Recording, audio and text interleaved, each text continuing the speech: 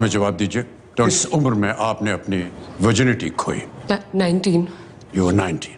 Cerita dimulai dengan dua adegan yang berbeda. Di satu sisi kita melihat tiga perempuan muda, Mina, Palak, dan Andrea yang tampak panik dan tegang. Mereka baru saja pulang dari sebuah acara hiburan malam. Di sisi lain, sekelompok pria muda terlihat juga habis mengalami sesuatu. Salah satunya Rajbir yang terluka di bagian kepala. Kita pun belum tahu apa yang sebenarnya terjadi. Tapi yang jelas malam itu ada insiden serius. Dan dari sinilah semua kekacauan bermula.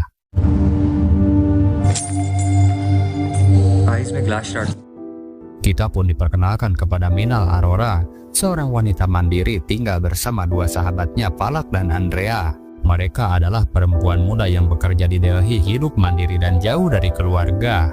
Ketiganya menyewa kontrakan sederhana di kawasan kelas menengah mirip apartemen khas India. Mina bekerja di perusahaan event organizer. Dia adalah wanita yang tegas, mandiri dan tidak mudah tunduk. Palak lebih kalem dan dewasa.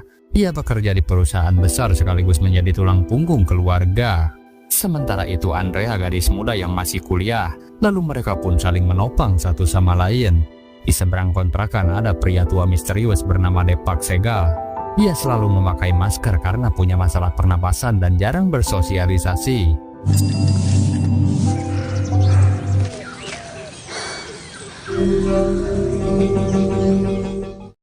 Sementara itu ayah Rajbir, seorang politikus, bertanya apa yang terjadi pada anaknya. Tapi Rajbir enggan melibatkan ayahnya.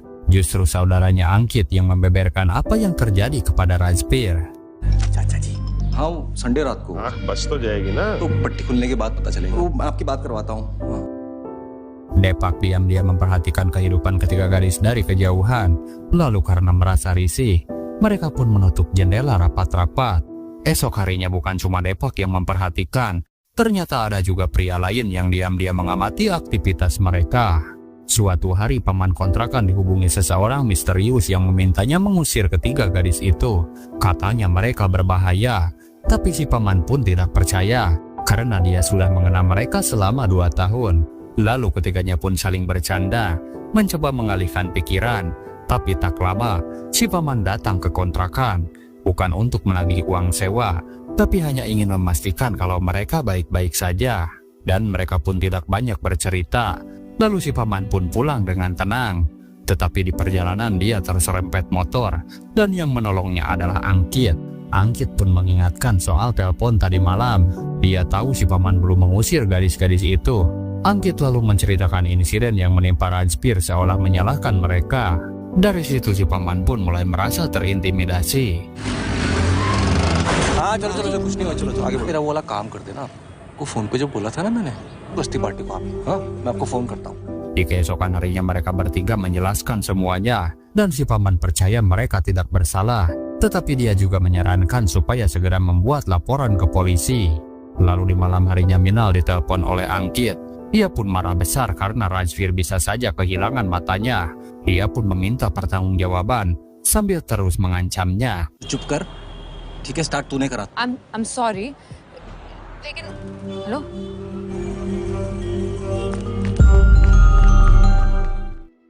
Di sisi lain Palak menceritakan semuanya pada pacarnya Jeb yang bisa kita lihat dia lebih tua dari Palak sendiri. Akan tetapi dia justru menyalahkannya karena pergi ke pesta. Dia bahkan menilai Mina bukan wanita baik-baik. Dan dari situ Palak pun kecewa berat. Begitu juga Andrea yang bercerita pada pacarnya. Tapi dia justru mendapat pesan ancaman dan nyaris diculik oleh pan misterius. नहीं है तो भागो मीनल को वापस जाके कंप्लेंट करनी चाहिए.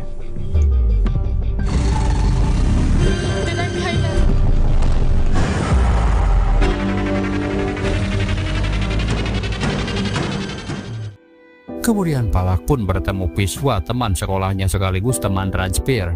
Piswa menyarankan agar mereka bertiga minta maaf saja, supaya masalah cepat selesai. Ia pun mengingatkan bahwa Rajbir adalah anak keluarga terpandang. Kalau kasus ini melebar, maka Palak sendiri yang akan dipermalukan. Dan Mina mencoba melapor ke kantor polisi. Ia ditemani rekan dari tempat kerjanya. Akan tetapi polisi tidak menanggapi dengan serius. Mereka malah menyalahkan korban dengan bertanya kenapa pergi ke pesta, kenapa minum dan kenapa pulang malam. Barulah setelah itu Minal memberanikan diri bercerita kepada atasannya. Ia pun dibantu membuat laporan ke polisi yang lebih bisa dipercaya. Dan polisi ini pun berjanji akan segera bertindak. उस लड़के का तो बहुत खून निकला। चलो जी सब पर वो जो हाँ मैडम सॉरी बोलो एक सजेशन है मेरा सोच लो है ना What's this? I'll put pressure on them. See to it that the boys stop. Relax. Setelah itu Piswa mencoba menengahi dan tidak lama Palak menghubunginya. Dia pun berbicara dengan Rajbir dan minta maaf. Tetapi Rajbir tidak mau tahu. Dia hanya ingin Minalah yang meminta maaf. Sambil menyebutnya dengan sebutan kasar. Dari situ Palak masih sabar. Akan tetapi Rajbir merasa tidak punya urusan dengannya. Dan lagi-lagi dia malah berkata kasar berulang kali yang membuat Palak marah besar. Where is that witch Meena? Sorry सुनना है period. Please don't talk like Get that slag on the line. लेकिन मुझे ही प्रॉब्लम है तुमसे। एक नहीं दोनों आंखें फोड़नी चाहिए थी। जेल में सड़ोगे तुम, समझे? Ucapannya tidak hanya menyakitkan, tapi juga seolah merendahkan semua perempuan. Dan dia pun bersumpah akan memenjarakan Rajbir. Palak yang bersikap tenang dan lebih dewasa akhirnya meledak juga. Di keesokan harinya Palak pun masuk kerja seperti biasa. Tetapi suasana seperti ada yang berbeda. Rekan-rekannya menatap sinis. Dan dia pun dipanggil ke ruangan atasan lalu ditunjukkanlah foto tidak senonoh yang mengatasnamakan dirinya. Jelas Palak kaget dan membantah. Menurutnya ada seseorang yang mengedit fotonya. Tetapi perusahaan tidak ingin namanya tercoreng. Dengan kata lain Palak pun dipaksa mengundurkan diri. Dan apa boleh buat, Palak mencoba ikhlas demi nama baik perusahaan.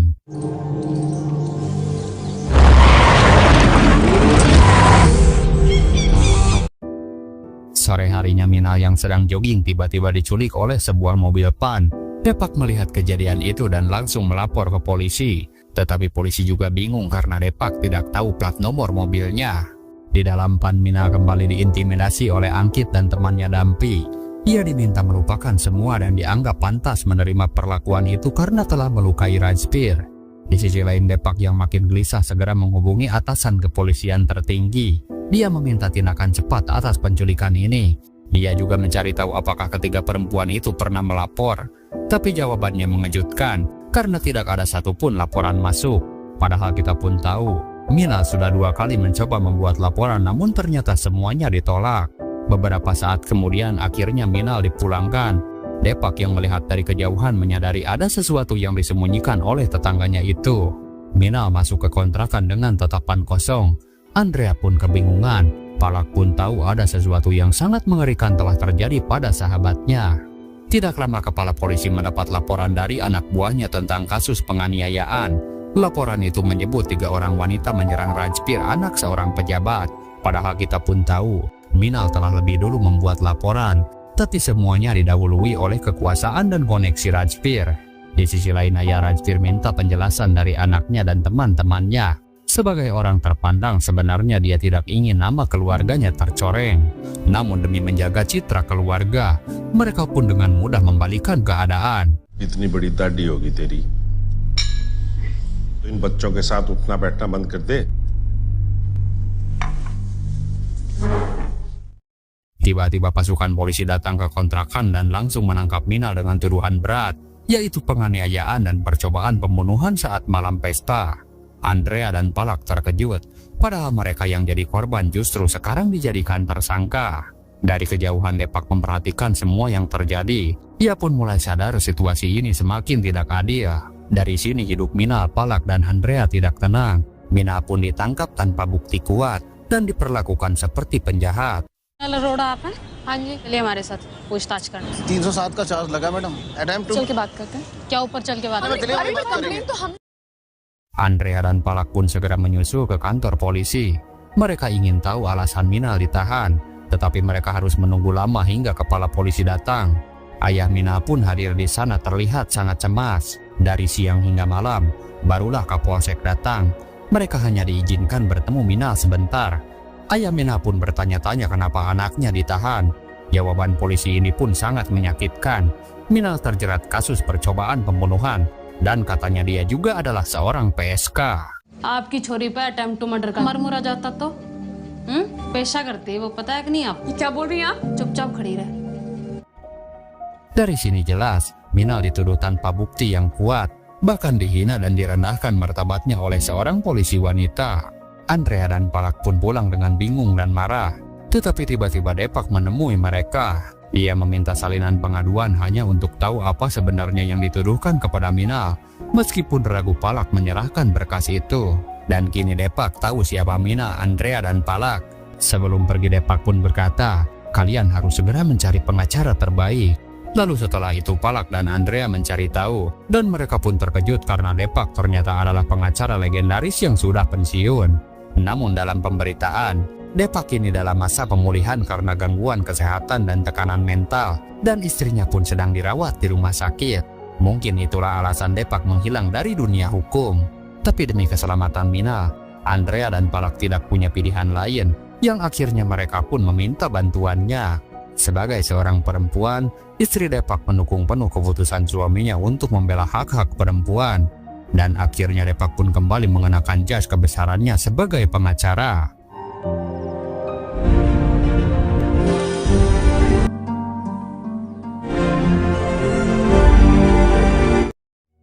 Hari sidang pertama pun tiba. Rajbir pun datang bersama pengacaranya Prasan. Prasan langsung membuka sidang dengan menggambarkan Rajbir sebagai pria baik-baik. Menurutnya malam itu Rajbir dan teman-teman ditawari hubungan berbayar oleh 3 wanita. Di antaranya ada Minal, Andrea, dan juga Palak. Tetapi karena Rajbir menolak, kata Prasan, Minal langsung menyerangnya.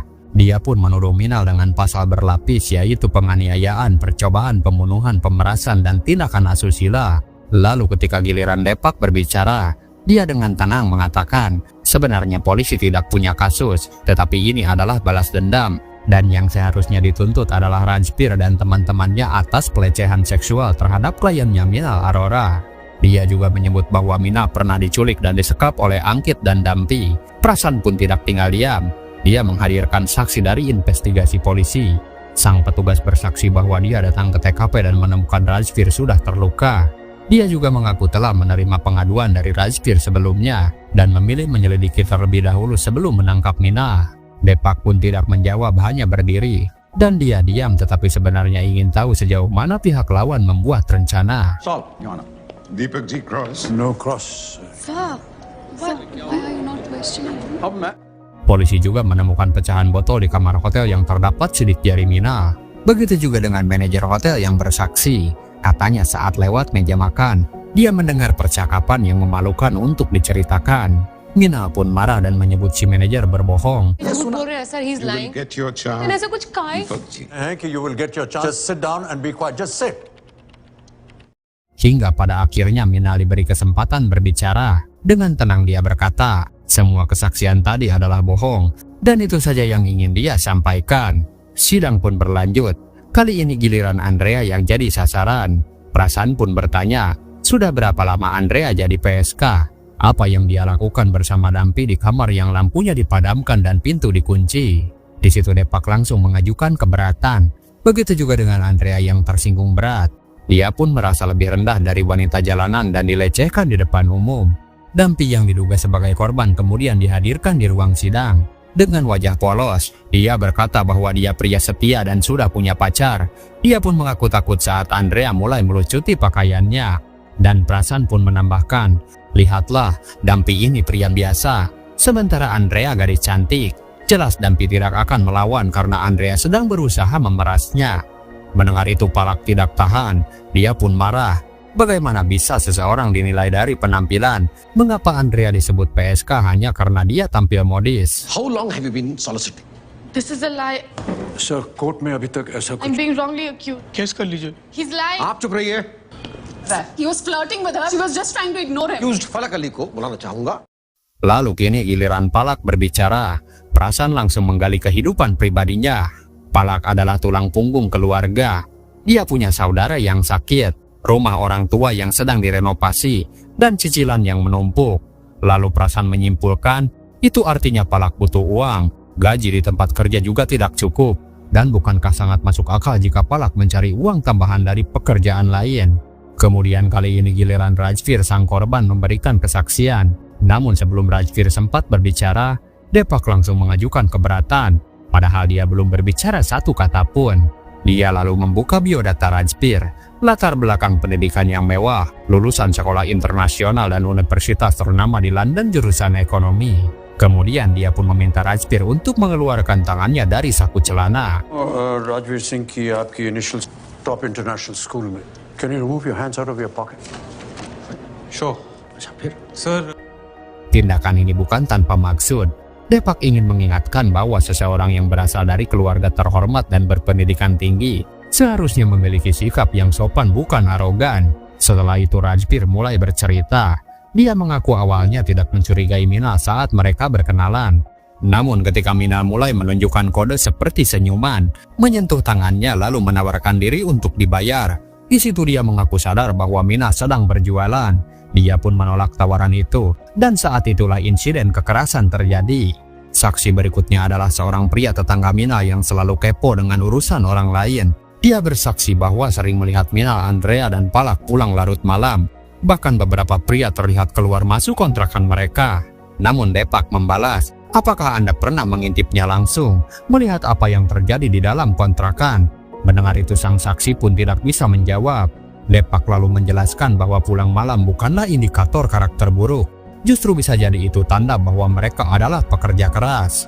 Mendengar itu kemudian Prasan bertanya mengapa Minal tinggal terpisah dari orang tuanya jika dia masih punya rumah. Di situ Minal menjelaskan bahwa pekerjaannya di event organizer membuatnya sering pulang larut malam, sehingga dia pun memilih tinggal bersama teman demi keamanan. Namun Prasan menuding bahwa Minal ingin hidup lebih bebas tanpa pengawasan orang tua. Lalu di sidang ketiga Depak mulai bertanya, dari mana Minal mengenal mereka?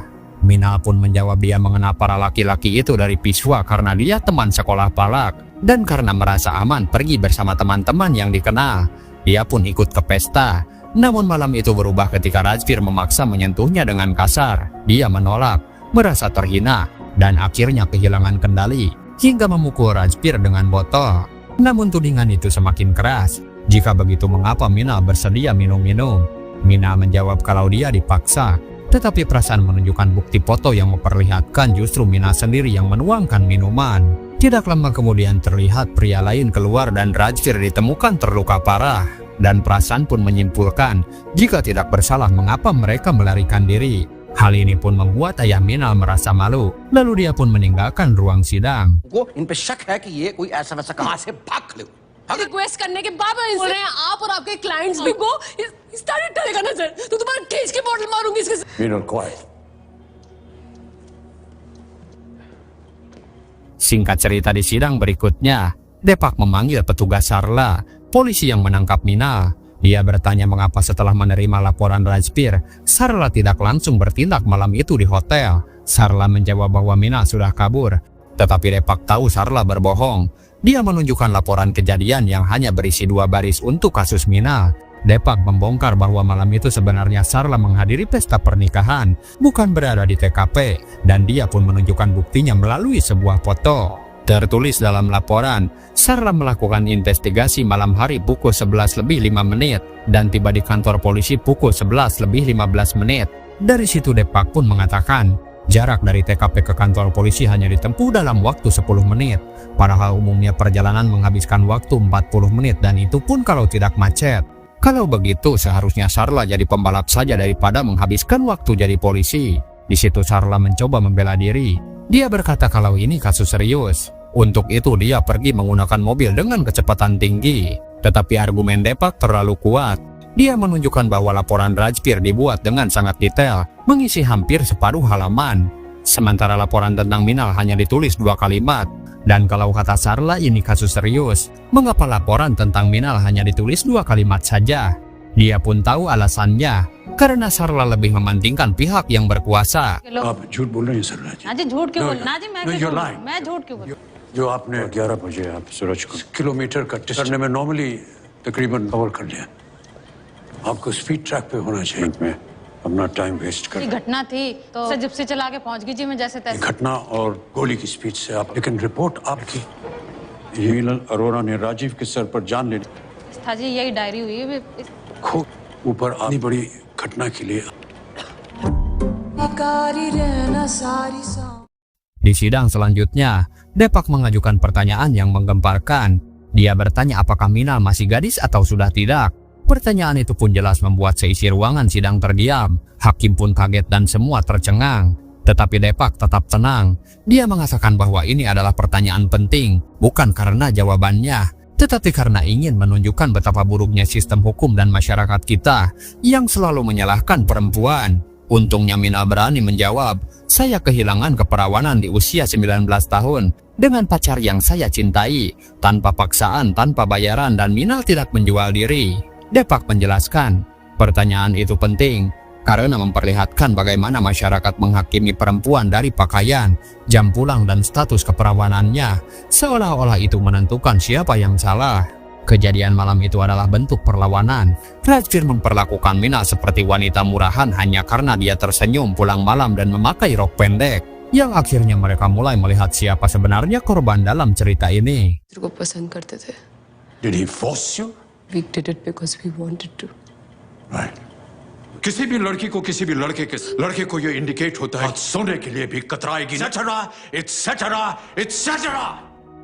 Tetapi sidang belum selesai karena Prasan masih ingin menyerang balik. Kali ini dengan memanggil Palak naik ke podium. Dia pun mulai bertanya, apa hubunganmu dengan Jeb, seorang pria yang jauh lebih tua bahkan duda beranak satu. Dia menuduh Palak dan Jeb bukan sekedar teman, tetapi sebuah bisnis. Palak dianggap berjualan dan Jeb adalah pelanggannya. Prasan bahkan menunjukkan bukti transfer uang dari Jeb ke rekening Palak. Menurutnya Palak menerima uang itu karena butuh tambahan penghasilan. Tetapi jelas Palak membantah. Dia mengaku meminjam uang itu untuk biaya pengobatan saudaranya dan bukan meminta. Namun Prasan tidak peduli. Baginya itu hanyalah alasan. Dan akhirnya dia pun naik pitam. Dia merasa kehidupan pribadinya dibongkar dan dijadikan alat untuk menjatuhkannya. Dia tahu Prasan sedang mencoba menciptakan persepsi bahwa dia wanita simpanan. Padahal kebenarannya adalah Palak memang menjalin hubungan dengan Jeb, tetapi sebagai kekasih dan bukan sebagai transaksi. 25,000 रुपए ट्रांसफर हुए. लोन्स लिए हैं मैंने. कि आपकी आय का यही है, ऐसे ही पैसे कमाती हैं आप. बतलाइए मैडम, गलती मैं जानता हूँ. यही बात रिग्रेट कर रही हूँ मैं कि पैसे लिए मांगे नहीं करना चाहते हैं ना जो मीनल के साथ कर रहे थे. पैसे लिए हैं. Repeated humiliation इसलिए करना चाहते हैं. आपको मालूम है उनका चलना है. Yang akhirnya sidang pun kembali dilanjutkan. Kali ini giliran Rajbir yang dihadirkan ke ruangan pengadilan. Depak juga tahu kalau sebentar lagi Rajbir akan menikah dengan anak pejabat. Mendengar itu jelas Rajbir tersinggung. Kenapa urusan pribadinya dibawa-bawa dan apa hubungannya dengan kasus ini? Rajbir merasa dirugikan. Padahal kehidupan pribadi ketiga perempuan itu sudah dibongkar habis-habisan. Dan dia pun menolak disamakan dengan ketiga perempuan itu. Tetapi Depak tahu, Rajbir mulai terpancing. Dengan nada tenang dia bertanya lagi, apakah kamu sering marah ketika ditanya hal yang tidak kamu sukai? Di situ Rajbir pun menjawab keras, kenapa kau terus membahas ini? बिल्कुल भूल ही गया. बहुत MLA. सब पर्सनल बातों का इस केस से क्या ले? क्लाइंट के केस के साथ भी नहीं था. इन लोगों की तरह मेरा भी कोई कैरेक्टर. इतना इरिटेट क्यों हो रहा था? आप अपना गुस्सा दिखा रहे हैं. राजवीर, आपको अक्सर ये बार-बार वही बात क्यों रिपीट कर रहे हो तुम? Suasana pun cukup tegang, karena dalam ruang sidang menyebut kau pada orang lebih tua adalah cerminan karakter. Dari sini Rajbir pun menunjukkan siapa dia sebenarnya. Dia adalah orang yang kasar, temperamental, dan tidak sopan. Depak bertanya lagi, apakah kamu sering mengajak wanita makan malam dengan sembarang orang? Rajbir pun menjawab pernah, karena katanya dia peduli dan bentuk kebaikan. Lalu kalau begitu kenapa harus disertai ajakan minum-minum? Rajbir pun kembali menjawab kalau itu hanya sikap ramah, karena dia sendiri juga sedang minum. Di situ Depak lanjut menekan, kalau kamu sering mengajak wanita untuk makan malam, apakah kamu tidak takut pernikahanmu batal? Lalu apakah di keluargamu ada perempuan yang suka minum? Contohnya seperti ibu, adikmu, atau siapapun. Di situ Rajbir menjawab tidak, karena perempuan di keluarganya baik-baik.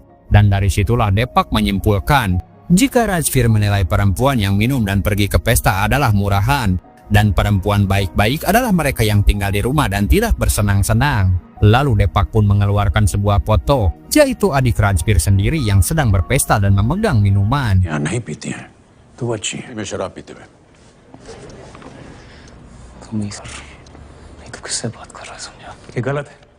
मेरी बहन ऐसी लड़कियों का नाम पता है क्या बुलाया जाता है इनको?